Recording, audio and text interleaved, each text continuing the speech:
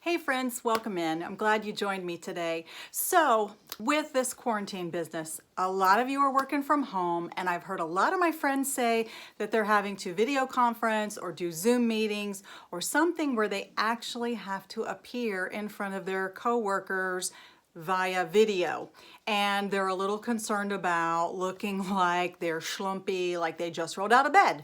So I've got a few tips for you today for how to still look professional, still look really good on camera, even when you're trying to be comfortable and work from home. So first of all, let's start with hair. No, you don't have to get up and do your hair completely, but at least make sure it's brushed somewhat in decent shape. You can always do a messy bun or a ponytail, grab a cute headband or even a hat, but make sure it's not gonna look like you just rolled out of bed and it's just going everywhere. Another trick that I've got for you, if you're like me and you're starting to really go gray because you've missed your last hair appointment, you can always cover up those little grays along your part or along your face line with eyeshadow. Grab yourself a good powder eyeshadow in a color that'll match your hair. Yeah, they're easy to find because there are so many ranges of colors of eyeshadow. Make sure you pick a matte, not a shimmery, glittery shadow, but a matte shadow. Use a brush and just tap that along your hairline or around your face where you can see the grays. It'll wash out in your next shampoo, but at least while you're on camera in front of your colleagues, you'll still look somewhat decent. All right, so let's talk about clothes next. You're just at home, you're probably in leggings, yoga pants, maybe jeans, maybe your jammy pants, and maybe you've just got on a t-shirt. That's easy. Throw on a kimono, throw on a cardigan, a little overshirt of some kind that still makes you look a little dressed up, even if you're just wearing a plain t-shirt underneath. That way you'll still look professional. Also, think about jewelry.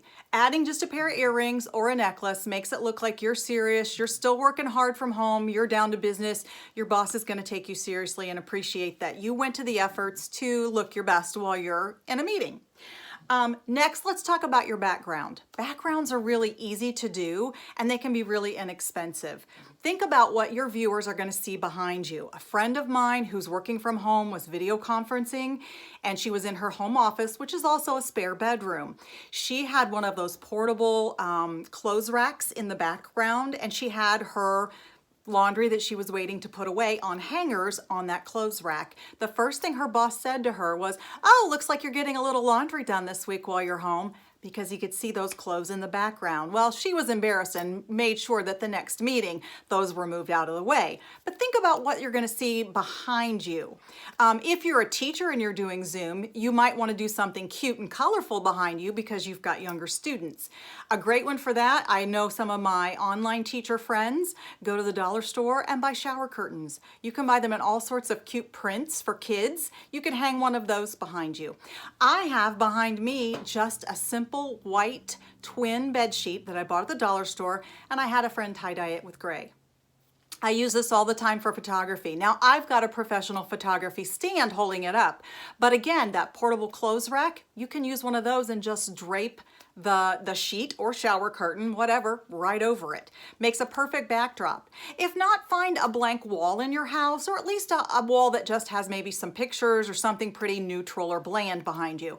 Especially if you're doing a Zoom call or an online video for students, you don't want to have things in the background that are going to make them distracted, or maybe even your coworkers. You don't want them checking out your messy kitchen behind you because you know they're all going to be judging you about your messy kitchen. So take a look around and see what's behind you before you start on your video conference.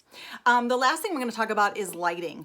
Think about your lighting. Again, it can be really simple. My lighting is coming at me from the sides rather than straight on. I use this when I teach every morning. I'm teaching kids in China. I'm teaching at 5 a.m. So I have to have a really good light source. The kids need to be able to see my mouth because we do a lot of pronunciation. They don't say vowel sounds like we do. So when I say oh, I really have to emphasize that, and they have to be able to see my mouth.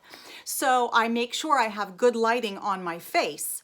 Having a light at each side, even if it's just a lamp or one of those lamps that has the pieces that you can move, sort of like it has like 3 or 4 different lampshades that come off of a stand and you can move those around. Try one of those and put it on you. Those clip lights, believe it or not, one of the lights that I use is a lamp that my son uses when he works on his car, and I have it clipped to the top of my mirror, so that gives me extra light, because you want to make sure people can see you. Otherwise, you're going to look like you're in the dark, and that's not always the best when you're trying to look professional and do a good job.